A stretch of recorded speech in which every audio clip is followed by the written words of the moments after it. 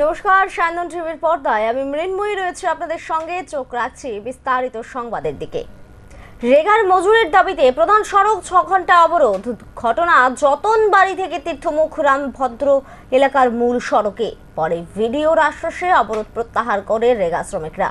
চৈত্র সংক্রান্তির প্রাক মুহূর্তে রেগার মজুরি না পেয়ে যতনবাড়ি থেকে তীর্থমুখ রামভদ্র এলাকায় মূল সড়কে সকাল 9টা থেকে পথ অবরোধ করল রামভদ্র বিক্ষুব্ধ প্রমিলা বাহিনী। 4 মাস যাবৎ রেগার মজুরি না পেয়ে এক প্রকার ক্ষুব্ধ হয়ে পড়েন রামভদ্র এলাকার শ্রমিকরা। অন্যদিকে রামভদ্র এলাকার দেখচান পাড়ায় বহু বছর যাবৎ রাস্তার বেহাল দশার দাবিতে পথ অবরোধে সামিল হন ওই এলাকার জনগণ। উক্ত পথ অবরোধের ফলে আটকে পড়ে বহু যানবাহন। এই পথ অবরোধের খবর পেয়ে রামভদ্র পঞ্চায়েতের জিআরএস থেকে শুরু করে করবুক মহকুমায় শাসক অফিস থেকে বিভিন্ন দপ্তরের আধিকারিকরা এসে পথ অবরোধকারীদের সাথে কথা বললেও কাজের কাজ কিছুই হয়নি। অবরোধকারীদের দাবি করবুক ভিডিও ঘটনাস্থলে এসে এলাকাবাসীদের আশ্বাস ও লিখিত দিলে এলাকাবাসীরা পথ অবরোধ প্রত্যাহার করে নেবেন। কিন্তু প্রশাসনিক কোনো আধিকারিক সময় মতো অবরোধস্থলে আসেনি। ফলে সকাল 9টা থেকে 2টা পর্যন্ত চলে এই পথ অবরোধ। দুর্ভোগের শিকার হতে হয় যানবাহন থেকে শুরু করে দূর দূরান্ত থেকে আসা যাত্রীদের। কাজ করছে যে জানুয়ারির আগে করছে যে আজকে 4 মাস চলে ঠিকাদারি কিতে হয় ওই ফাঙে বিলে টাকা না মানে গভর্নমেন্ট টাকা দিতে পারে না। বিকানন্দ ত্রিপুরা তাই কথা আছে জায়গা দিলে টাকা নাই, টাকা নাই এরপরে এ করতে করতে প্রায় 4 মাস হইতে আছে। আমরা কিতা করছে আজকে তারা কিতা কয় অবরোধ লাগতো না, আমরা 2-3 দিনের ভিতরে টাকা সোমবারে তো পরবের আগে কি টাকা দেওয়া যায়, তাহলে আমরা কইছি আজকে বা কালকা দেওয়া লাগবে। 3 দিন পরে যদি না আমরা যদি রেগা থেকে না ঢুকে তাহলে আমরা আরো অবরোধ করবো রাস্তা অবরোধ করলে কিন্তু সে সময় হইলে কিন্তু ভেজাল হইলে কিন্তু হেরা দায়িত্ব, আমরা দায়িত্ব না। যেকোনো যদি হইলে তারা দায়িত্ব, কিন্তু তারা যখন রিস্ক নিবে তারা দায়িত্ব দিয়ে লাগবে।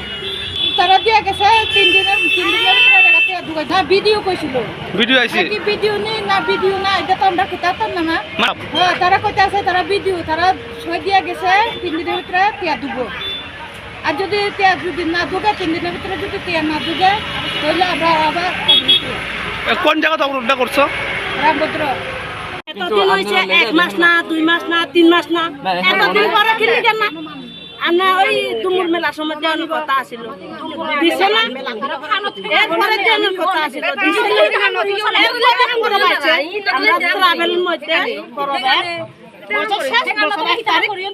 মানুষের খাবার লাগে নিজের কথা নিজের বুঝেন। আমরা সরি হোল্ড করি এটা আপনারা সবকিছু পেমেন্ট কিন্তু ডাইরেক্টলি করতে কয় স্টেট লেভেল থেকে টাকা আইবে আপনারা টাকা আপনারা ভিডিও না আমরা যা কাজ আসলো আমরা আমি কালকে ডিএম স্যারের মিটিং আছে, আমি কালকে অলরেডি আমি ডিএম স্যারের কথা কয়ে লাইছি, স্যারে কইছে আমি স্টেটে গিয়ে যাচ্ছি কালকে আমরা যখন মিটিং হবো আমরা ডিসকাস করলাম।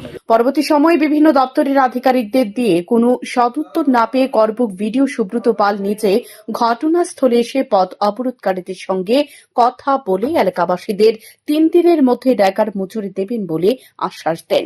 এই আশ্বাস পেয়ে টানা 6 ঘন্টা পর পথ অবরোধ প্রত্যাহার করেন রামভদ্র এলাকার প্রমিলা বাহিনী। শান্তন টিভি। চাকরি দেওয়ার নাম করে শারীরিক সম্পর্কের পর ভিডিও ভাইরাল করে গ্রেপ্তার বিজেপি নেতা। অভিযুক্তের নাম দিলীপ সরকার। ঘটনা তেলিয়ামুড়া জয়নগর এলাকায়। চাকরি দেওয়ার নাম করে শারীরিক সম্পর্ক, পরে শারীরিক সম্পর্কের ভিডিও সোশ্যাল মিডিয়ায় ভাইরাল করে দেয় অভিযুক্ত দিলীপ সরকার। অভিযুক্তকে গ্রেপ্তার করেছে তেলিয়ামুড়া থানার পুলিশ। ঘটনার বিবরণে জানা যায়, তেলিয়ামুড়া জয়নগর এলাকার এক মহিলাকে সরকারি চাকরি দেওয়ার নাম করে শারীরিক সম্পর্ক গড়ে তোলে অভিযুক্ত দিলীপ সরকার। পরে এগুলো ভিডিও রেকর্ড করে দিলীপ সরকার, পরে সোশ্যাল মিডিয়ায় ভাইরাল করে দেয় বলেই অভিযোগ। মহিলা দিলীপ সরকারের বিরুদ্ধে তেলিয়ামুড়া থানায় ধর্ষণ মামলার অভিযোগ দায়ের করেন। অভিযুক্তকে গ্রেপ্তার করা হয়, জেলা আদালতে পেশ করে পুলিশ। ঘটনার বিবরণে জানা যায়, তেলিয়ামুড়া জয়নগর এলাকার জনৈক্য দিলীপ সরকার শাসক বিজেপি দলের এক নেতৃত্ব। মহিলার অভিযোগ, দিলীপ সরকার এই মহিলাকে চাকরি দেওয়ার নাম করে ওই মহিলার সাথে প্রতিনিয়ত শারীরিক সম্পর্ক করে আসছিল 2024 সালের এপ্রিল মাস থেকে। মহিলা একসময় শারীরিক সম্পর্ক করায় আপত্তি জানায়। তারপর মে মাসে দিলীপ সরকার কোনো এক মহিলাকে নিজ বাড়িতে ডেকে এনে শারীরিক সম্পর্ক গড়ে তোলে। সেই শারীরিক সম্পর্কের মুহূর্তগুলো গোপন ক্যামেরার মধ্য দিয়ে রেকর্ড করে মহিলার অজান্তে। পরবর্তী সময় দিলীপ সরকার মহিলাকে ভয়ভীতি প্রদর্শন করে শারীরিক সম্পর্ক না করলে সে ভিডিওগুলো সোশ্যাল মিডিয়ায় ভাইরাল করে দেবে বলেই হুমকি দেয়। মহিলা অসামাজিক কার্যকলাপে রাজি না হওয়ায় দিলীপ সরকার সে ভিডিওগুলো ভাইরাল করে দেয়। পরে মহিলা তেলিয়ামুড়া থানায় দিলীপ সরকারের বিরুদ্ধে একটি ধর্ষণ মামলা দায়ের করেন। ভারতীয় দণ্ডবিধি 376, 417 এবং 506 আইপিসি এবং 67 আইটি অ্যাক্ট। ধৃতকে মঙ্গলবার খোয়াই জেলা আদালতে পেশ করে পুলিশ। 29/2025 এই কেসে তেলিয়ামুড়া পুলিশ পার্সোনাল দিলীপ কুমার সরকার নামে একজন আসামিকে অ্যারেস্ট করে এবং মাননীয় সিজিএম কোর্টে হাজির করা হয়। ওনার বিরুদ্ধে অভিযোগ হলো এপ্রিল মাস 2024 থেকে কমপ্লেনেন্টকে চাকরি দেবে বলে ওনার বাড়িতে কল করে এবং উনি যাওয়ার পর ওনার সঙ্গে জোরপূর্বক ফোর্সফুলি রেপ করা হয় এবং এই ঘটনা ডিসক্লোজ না করার জন্য ওনাকে থ্রেট করা হয় এবং 5/4/24 অবধি কন্টিনিউ ওনার সঙ্গে রিলেশন করে এবং যখন প্রতিবাদ করে তখন ওনার এক ভিকটিম এবং একুইস্ট পার্সনের একটা ভিডিও সোশ্যাল মিডিয়াতে ভাইরাল হয়। সেই ঘটনাকে কেন্দ্র করে তেলিয়ামুড়া পিএসসি একটা কমপ্লেন ফাইল করা হয় এবং আজ ওনাকে হাজির করা হয় এবং হিয়ারিং রিজেক্ট করে এবং ওনাকে 3 দিনের জন্য জুডিশিয়াল কাস্টডিতে পাঠানো হয় এবং 3 দিন পর সিডির জন্য রাখা হয়। পুনরায় আবার ওনাকে কোর্টে তোলা হয়। Bureau report, Shandar TV. শূন্যপদ পূরণ করা নিয়ে বিভ্রান্ত সৃষ্টি করতে চাইছে প্রধান বিরোধী দলের যুব সংগঠন। মঙ্গলবার প্রদেশ বিজেপি কার্যালয়ে সাংবাদিক সম্মেলন করে কথাই বললেন প্রদেশ যুব মোর্চার সভাপতি সুশান্ত দেব। রাজ্যের যুবকদের বিভ্রান্ত করার জন্য রাজ্যের প্রধান বিরোধী দলের যুব সংগঠন একটি সাংবাদিক সম্মেলন করেছে। সাংবাদিক সম্মেলনের মধ্য দিয়ে তাদের দলের নেতৃত্ব যে তথ্যগুলো প্রকাশ করেছে সেই তথ্যের মিল নেই। বর্তমানে রাজ্যে এবং দেশে যে সরকার চলছে তারা যুবকদের স্বার্থে কাজ করছে। এটা বিকাশমুখী সরকার। এই সরকার যুবকদের চাকরি দেওয়ার ক্ষেত্রে সদর্থক ভূমিকা পালন করছে। মঙ্গলবার প্রদেশ বিজেপি কার্যালয়ে সাংবাদিক সম্মেলন করে কথাই বললেন প্রদেশ যুব মোর্চার সভাপতি সুশান্ত দেব। তিনি বলেন 2003 সালে বিধানসভা নির্বাচনকে সামনে রেখে 2002 সালে চাকরির বিজ্ঞপ্তি প্রকাশ করা হয়েছিল। তারপর 2003 সালের নির্বাচনের পর চাকরি দেওয়া হয়নি।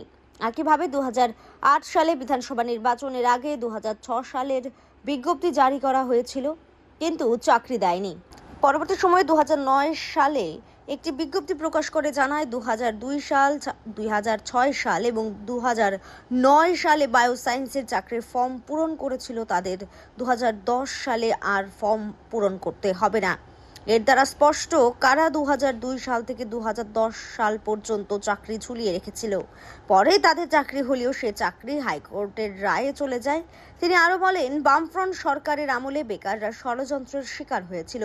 দীর্ঘ 17 বছর প্রাইমারি শিক্ষক নিয়োগ হয়নি। বর্তমান সরকার গত 7 বছরে নিয়োগ নীতি মেনে বিভিন্ন দপ্তরে 16,451 জন শূন্য পদ পূরণ করেছে। বিভিন্ন দপ্তরে আউটসোর্সিং চুক্তিতে 5,771 জনকে চাকরি দেওয়া হয়েছে। বেকার যুবকরা এবং যুবতীরা নেশার দিকে ঝুঁকে যাচ্ছে, যেটা নাকি তাদের আমলে হয়নি, সেই বিষয়ে কি বলবেন? আপনারা সবাই জানেন, আপনারা গণতন্ত্রের চতুর্থ স্তম্ভ, আপনাদের লেন্সে সবকিছু ধরা পড়ে। সিপিএম এর সময় যুবক যুবতীদেরকে বেপথে পরিচালনা করার জন্য, আমি অন রেকর্ড বলছি, যুবক যুবতীদেরকে বেপথে পরিচালনা করার জন্য সিপিএম এর আমদানিকৃত এই নেশা, এই নেশার বিরুদ্ধে জিরো টলারেন্সে 2018 সন থেকে আমাদের সরকার কাজ করছে। আমরা যুব সংগঠনের দায়িত্ব আমাদের আছে। আমরাও আপনারা দেখেছেন গোটা রাজ্যে আমরা 811 কিলোমিটার বাইক যাত্রা করেছি যুবকদেরকে নেশার করার কাছ থেকে বাঁচানোর জন্য। আমরা বিভিন্ন এলাকায় স্পোর্টসের ইভেন্ট করছি যুবকদেরকে মাঠমুখী করানোর জন্য। আমরা কালচারাল ইভেন্ট করছি যুবকরা যেন নেশার মাঠ ত্যাগ করে খেলার মাঠে এবং সাংস্কৃতিক চর্চার মাঠে আসে। আমরা বিভিন্ন ওনারা বলেছেন আমাদের সরকার নাকি চাকরির বিভিন্ন নিয়োগ প্রক্রিয়া ঝুলিয়ে রেখেছে। এই বিষয়ে আমি আপনাদের কাছে একটা ছোট্ট বিষয়, আপনাদের হাতে একটা নোটিফিকেশন নিশ্চয়ই দেওয়া হয়েছে, আমি একটা বিষয় আপনাদের সামনে তুলে ধরতে চাই। 2003-এর বিধানসভা নির্বাচনকে সামনে রেখে যুবকদেরকে মিছিলে হাঁটানোর জন্য 2002-এ একটা নোটিফিকেশন দেওয়া হয়েছিল চাকরি, কিন্তু মিছিলে হাঁটিয়েছে 2003-এর নির্বাচনের পরে কিন্তু চাকরি দেওয়া হয়। তদ্রূপ 2008-এর নির্বাচনকে সামনে রেখে 2006-এ চাকরির নোটিফিকেশন দিয়েছে, কিন্তু চাকরি দেওয়া হয়নি। তারপরে আবার 2009-এর নোটিফিকেশন দিয়েছে। আমি আপনাদের সামনে 25/8/2010-এর একটা নোটিফিকেশন, যে নোটিফিকেশনের রেফারেন্স নাম্বার NO.F1/SE/NG/2010। এই নোটিফিকেশনে 3 নাম্বার পয়েন্টটা কি বলা হয়েছে? The BSc PU Science and BSc Bioscience candidates who submitted। যুব মোর্চার সভাপতি বলেন 2018-19 অর্থ বছরে রাজ্যের বেকারত্বের হার জাতীয় স্তর থেকে অনেক বেশি ছিল। জাতীয় স্তরে বেকারত্বের হার ছিল 5.8% এবং ত্রিপুরার বেকারত্বের হার ছিল 10%। বর্তমানে ক্রমশ নিম্নমুখী হচ্ছে বেকারত্বের হার। 2023-24 অর্থ বছরে রাজ্যে বেকারত্বের হার 1.7% এবং জাতীয় স্তরে বেকারত্বের হার 3.2%। এর দ্বারা প্রমাণ করে দিন দিন বেকারত্বের হার রাজ্যে এবং দেশে হ্রাস পাচ্ছে, কারণ বেকারদের জন্য কাজের সুযোগ সৃষ্টি হয়েছে। বিশেষ করে স্বচ্ছ নিয়োগ নীতি রাজ্যে চালু হয়েছে, এমনটাই দাবি করলেন যুব মোর্চার সভাপতি। Bureau report, Syandan TV. 4 Barjala মণ্ডলের উদ্যোগে লঙ্কামুড়াস্থিত সুরেন্দ্র দেবনাথ স্মৃতি কমিউনিটি হলে মঙ্গলবার সাংগঠনিক বৈঠক অনুষ্ঠিত হয়।